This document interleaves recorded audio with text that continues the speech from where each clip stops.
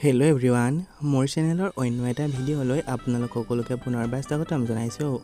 বন্ধু বান্ধৱীসকল, ৰেঙুনি চেনেলত সম্প্ৰচাৰিত হৈ থকা আপোনালোকৰ সকলোৰে জনপ্ৰিয় ৰাসলীলা ধাৰাবাহিকখন চাই আপোনালোকে ভালেই পাইছে। এই ৰাসলীলা ধাৰাবাহিকত অভিনয় কৰা ববিতা আচলতে কোন হয়, তেওঁ প্ৰকৃত পৰিচয় কি, এই সকলোবোৰৰ বিষয়ে আজিৰ এই ভিডিঅ'টোৰ জৰিয়তে জানিব পাৰিব।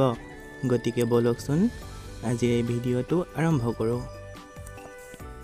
ববিতাৰ প্ৰকৃত নাম হৈছে বন্দনা কলিতা।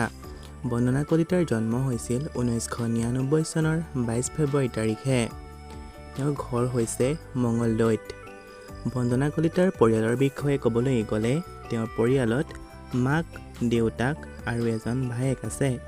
তেওঁৰ মাকৰ নাম হৈছে পাৰুল কলিতা আৰু দেউতাকৰ নাম হৈছে প্ৰসন্ন কলিতা আৰু ভায়েকৰ নাম হৈছে পাৰ্থ প্ৰতিম কলিতা।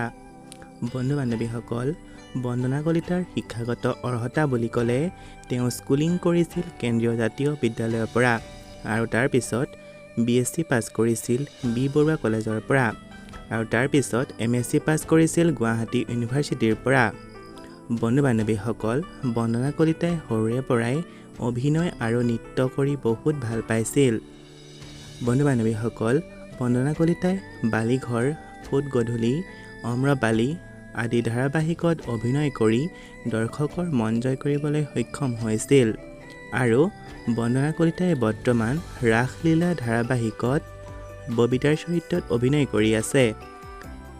আপোনালোকে কোনে কোনে বাৰু ৰাসলীলা ধাৰাবাহিকত অভিনয় কৰা ববিতাৰ অভিনয় চাই বাৰু কেনেকুৱা পাইছে জনাবচোন। আজিলৈ ভিডিঅ'টো ইমানেই আছিল। ধন্যবাদ।